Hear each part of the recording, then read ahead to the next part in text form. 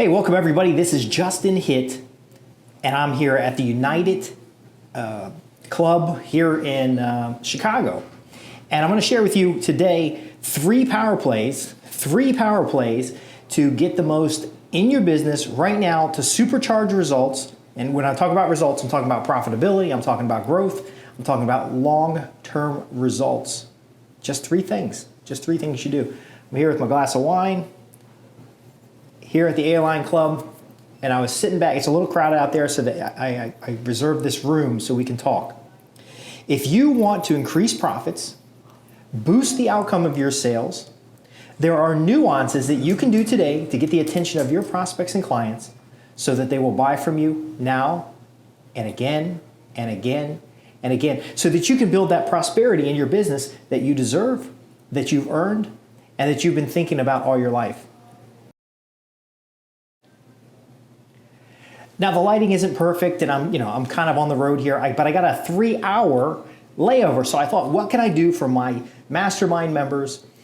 I can deliver to them 3 power plays, 3 things they can do in their business today in order to increase profits.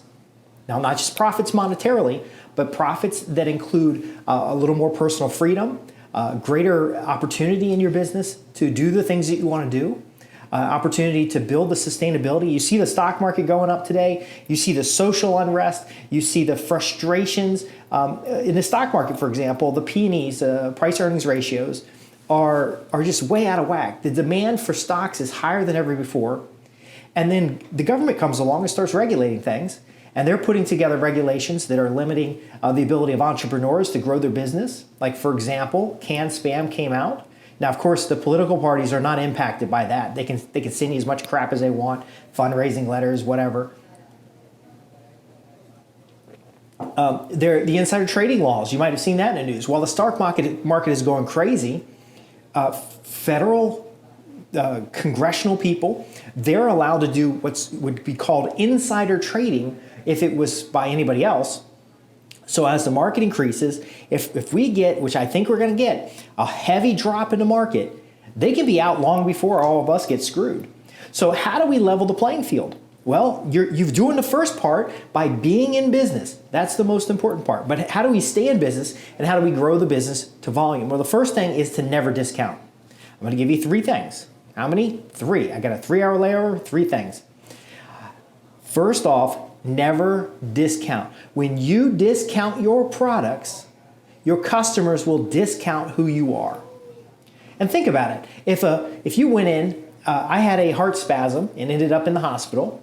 And while I didn't know how much the ambulance ride was going to cost, if I had 2 ambulances show up and one ambulance is saying, well, look, we're $4,000. By the way, that's how much it was for the ambulance to rush me to the hospital, $4,000. Talk about inflation in healthcare. They carted me off. They said $4,000, but somebody else popped in and said, hey, look, we're the Uber of ambulances, and we're only going to be $2,000. Well, I'm grabbing my chest, and it's feeling like somebody's jamming a spear through my chest. I don't care. I want to get to the hospital as fast as possible. And by the way, I got a whole program that's called Death Becomes Us that talks about my experience. That is an eye-opener to have. It wasn't a heart attack, it was a heart spasm. I get migraine headaches, and that's one of the things that might happen. And I'm out mowing my grass, I have this heart spasm, I fall down in the yard, I call 911, 911 advises to send somebody out. But if they had a pitch about the $4,000 trip that could be here immediately, or the little bit cheaper trip that could be here in about 20 minutes, it doesn't matter about price. I would have taken the first damn thing that can get me to the hospital because I'm dying. And so I get in the ambulance, they give me nitroglycerin. I actually carry nitroglycerin around with me, which I make a point of letting people know just in case I'm ever hunched over grabbing my chest for any reason. But listen, if the second ambulance said $2,000 and the first ambulance that's got for $4,000 says, wait a second, we can bring our price down. You get the same service just for less. I'd be thinking, what the fuck? I'm dying here. And your customers, they're dying. When they come to your business, they're dying. They want an authoritative solution. They want a custom solution for them. They want a fast solution. They want that immediate release of pain so that they're not facing the problems, and even just talking with your people can help them reduce that pain. But here's the problem. If you start backpedaling on your price, and contractors do this all the time, what's the lowest bid you got? I got contractors coming out to do work on my house, and they say, well, what's the lowest bid you got? I said, no, tell me what you're going to do. Are you even capable of solving this problem? If the only way you can get a job is by cutting your price, there's something else going on. So just think about it. The first ambulance that showed up ready to go says, look, no, we could do 2,000 flat. They're 2,500, 2,000 flat, and we'll treat you nice. Now I'm going to wonder, well, what corners do they have to cut in order to give me a $4,000 service for $2,500 or $2,000? Think about it. You may be thinking, I want it and I have to get this sale. That's not a problem of your price. That's a problem of your positioning. That's a problem of your targeting, which we're going to talk about that in number 2. That's a problem of the customer not being able to pay for what it is that you're offering. So never discount your price. Now, what can you do though? Well, you can have a smaller package. The customer says, we'll put the ambulance aside, but your customer comes in, you're a contractor, you're going to do some electrical work for them, and I'll give you the example, a rental property of mine has had 100 amp circuits, and to put in the new air conditioning system, they needed a 200 amp circuit. So the guy gives me a quote. Now this is running the circuit, new breaker box, surge protection. So don't email me and say I got paid too much. I paid what I thought was fair. I paid about $9,500 to have them do this install. They also installed some power lights and redid some switches. So I got a bundle of work together all at one time, and it was $9,500. And see, as soon as my wife found out, as soon as other people found out, they all told me, oh, I could have done that job for $500. No, they couldn't have done the job for $500. They couldn't give me a 10-year warranty on it. See, as a customer, it was explained to me, why is it $9,500? Now, because they were also doing the HVAC, I had them call the owner, because I've done a lot of work with them over the last couple of years, and the owner worked out something, but they did not discount their price. They didn't have to cut corners to pay their people to do that job. They didn't have to, go without in order to provide and keep me as a customer. And in fact, their deal flow is so strong, their leads are so strong, that if I said, no, I'll get it done somewhere else, I'm going to price shop, they would just usually just say, well, okay, fine, not a problem. Go ahead. But this quote's only good for 30 days, 15 days. Now listen very carefully, okay? You've got to understand this. The key is that they didn't just discount and backpedal like, oh my gosh, I'm going to lose a customer, I got to give up. No, they did offer me other options. They said, look, we could just do the 200 watts, and the 200 amps, it's going to be this, but you've got some old wiring, you've got some other issues. I had them trace out the old wiring and then cut the ends and stuff so that I could take it out. I had them find me all my dead ends, because this is a basement and somebody had started a remodel. So it's an investment property that I picked up less than 50% loan to value, if you know what that means. But anyway, they offered me a smaller package. That's what you could do. But what you can also do is offer bonuses and gifts.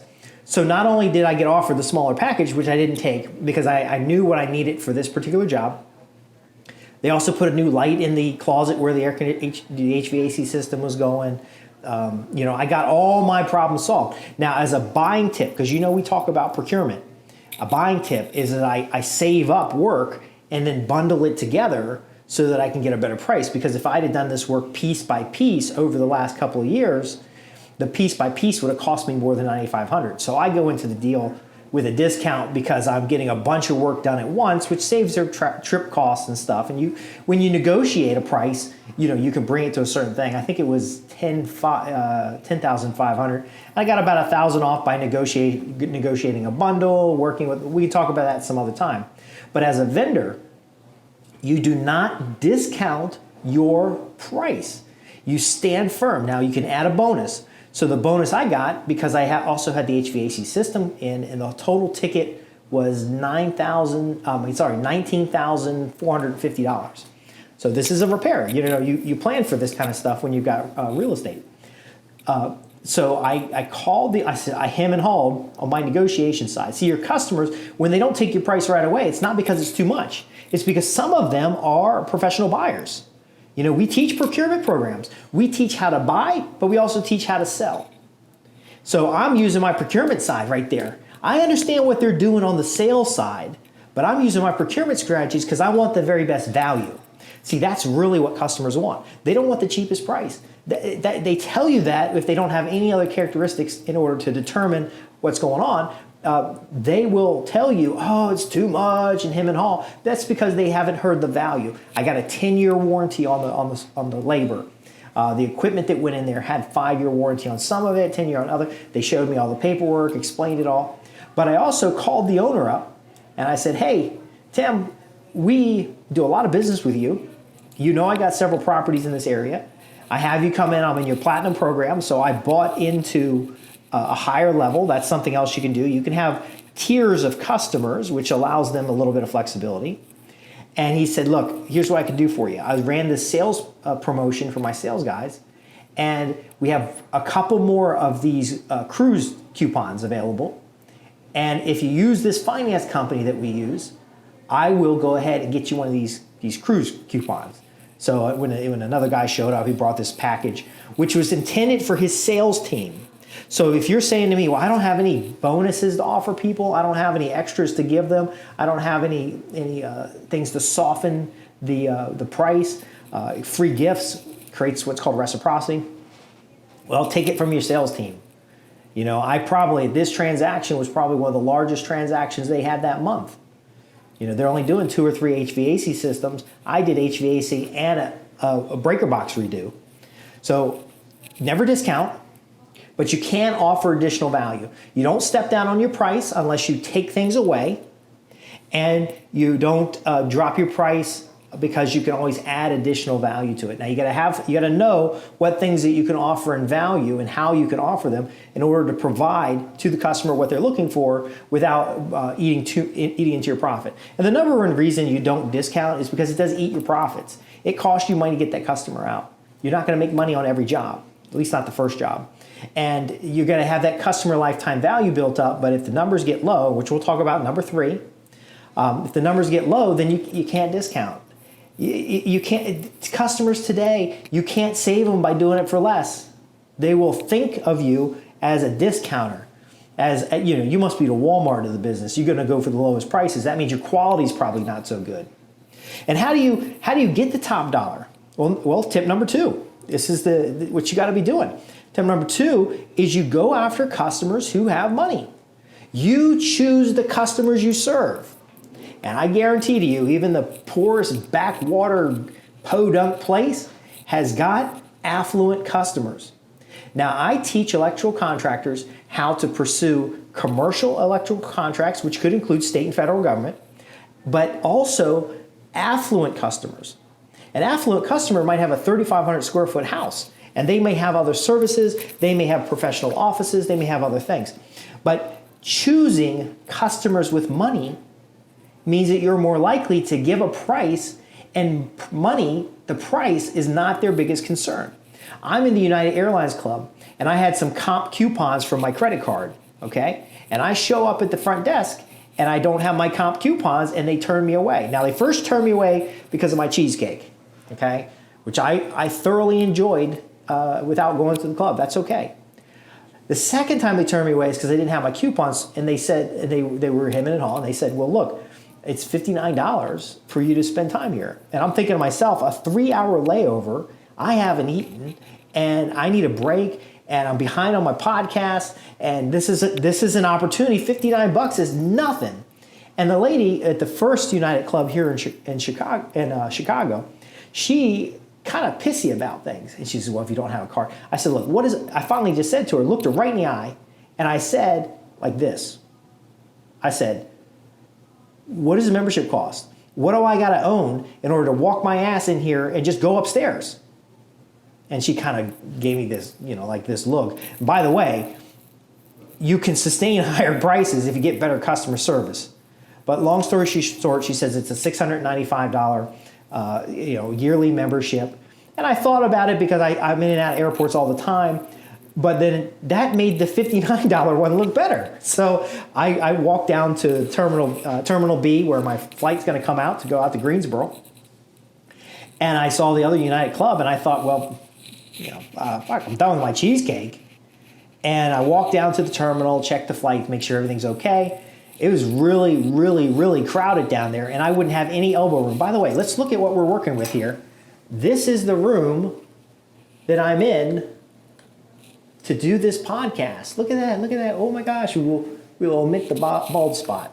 But I've got a whole room to do my podcast. I got my notes right here in front of me. By the way, I'm just getting back from the GKIC Info Summit, and I've got some great materials that you can use in your business. Because remember, another way that you can get premium pricing is to educate the customer. Now that's information. You think the customer could just go online, but busy, affluent customers, they need to have the materials come to them, consultations, different things like that. But when you choose customers with money, time is very often their most important element. So for me, I wouldn't pay $695 for a club membership. I'm already a member of a country club. I don't travel every month. However, my family is going to start traveling every month, so we may invest in that. However, $59, fuck, 3 hours in the cattle car. I'm not going to be able to handle that. I'm not going to get any work done. I can't do a podcast over there. Earlier, I did an interview when I was leaving out, and I had to stand in a corner, and I felt, it was just like awkward. There's no place to put my materials. But here, I can spread out. Look at this. I can spread out. I got a lot of space. I got a lot of room to work. But $59, the lady acted like it was like a fortune. Now, it could have been a fortune to her. You have to be sensitive because the high prices that you may or may not be charging may be high perceived-wise to some and not a big deal to others. So when you choose affluent and customers with money, now you can also have customers that have a high desire for what it is that you have to offer. You could have customers that already have some kind of a relationship and affinity that would choose you over somebody else. You can choose customers that value things like follow-up, like customized services. But the key is when you quote a price, you should have already defined who is this for, who is this not for, who benefits from this, what situations is this the perfect solution, why is this the perfect solution, what elements of the solution deliver the extraordinary value. So you go right down the line. Do you see where I'm coming from here? Your price is not the problem. How much money you perceive the customer has is not a problem. You can go into any trailer park anywhere in the country and you can find houses with 42-inch televisions, a couple $100 a month Dish Network services, iPhones, and iPods and everything you can think of. Hundreds of dollars worth of fees alone just in their cellular service and in their Dish TV. And even more surprising is not everybody in a trailer park is poor. In fact, they're just like the rest of us. There are people in trailer parks that travel a lot and they own the trailer park. So let's get to number 3. Measure and monitor. How do you know which customers are most valuable and pay the highest premium prices? Well, that's a cross-reference between the price paid and the customer demographics or characteristics. How do you know who are affluent in your marketplace? Are you going after the NASCAR fan who flies in on a private jet, takes a helicopter from the airport over to the NASCAR, and then a little electric cart over to their box seats? Or are you looking at the person who is driving in their $100,000, $200,000 RV, parking over at the races, not even watching the race, and having a party with their friends and family? Or are you looking at the person who drives in and who goes to watches the race? All of those people paid for tickets to that race. They paid different levels of tickets. They had different individual desires. They have different demographics and characteristics. And sometimes they move between those groups, but most of the time those people will stay in certain groups all across their buying experience. Except the fact that some people desire things more than other things, so they may be paying $500 for a NASCAR box that they're bringing in their family and having their friends over, but they wouldn't pay $500 for a piece of consumer electronics because they'd rather go out and watch the race than see it on TV. It just depends on the individual. But when you measure and monitor, like for example, how many customers convert when it's X dollars versus when it's Y dollars? How many calls have been made versus how many appointments set versus how many presentations versus how many closes? You're going to have some variation when you have individual salespeople. That's true. You're going to have variation when you have different marketing campaigns and customers. But this gives you the ability to find that sweet spot customer, that most profitable customer for your business, and then focus on that customer. Now, I'm saying to you that you should really go after the affluent customer or the business and stuff like the business and commercial, but that might not be your cake. That might not be what you want to do. But there's a sweet spot in your business, depending on the staff availability, your geographic location, the local demographics. There's a sweet spot where you're going to have the right balance of volume and the right balance of gross sales that we're going to produce based on the back-end costs, what the right net margins would be. So let me start wrapping this up. You never discount, ever. You discount your price, customer will discount your value. You can do other things, but you do not discount. Number 2 is you want customers with money. Now, the customers will find the money if they see the value in what you offer. Number 3 is you measure. You measure your lead funnel, your sales funnel. You measure your conversion rates. You measure where customers are coming from. You measure all that you need to know, again, who's willing to pay the high price without haggling and discounting and dicking around about trying to get it cheaper. And who's got the money to do this? Who's got the experience? Who's got the biggest benefit? Who's going to profit from doing business with you? Because remember, the whole Young Torah part is that we want mutual gain. We want the right customer who's going to pay us a fair value and who's going to deliver to you a price that's worth doing the job, so you don't have to cut corners. See, if you lower the price, then you got to cut corners because you still have the same costs.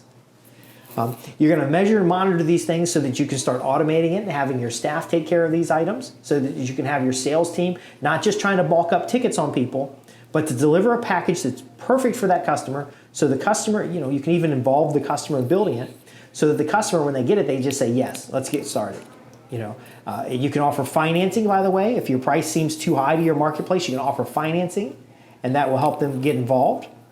You can offer different types of terms depending on how your business is structured.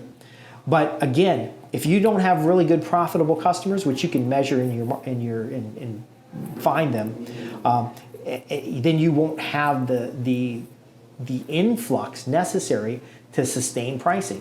Now, if your competitors are discounting, that's great. Somebody says, well, look, Jim Bob down the street, he gave me $500 off. How about you give me $500 off? You say, well, look, there's a reason you're talking with me today. That's probably because you perceive value in what we're offering you today. Is that true, Mr. Customer? Well, that is. Well, then, if I cut $500 off this deal, you should probably question what other corners do I need to cut in order to still make money on it. Can you see how that might work? You're not saying anything bad about Jim Bob, but you're explaining that Jim Bob, if he's cutting his prices all the time, then he's probably cutting stuff elsewhere in order to stay in business. And there's a lot of business owners that just don't measure, so they don't know if they're losing money. But the bottom line is you can look that customer right in the eye and you can say to them, Mr. Customer, I want to provide you the very best value. And I've given you a fair price based on what you're looking for. Now, if we're discussing about more than what you need and you'd like to discuss a smaller package, that's great with me.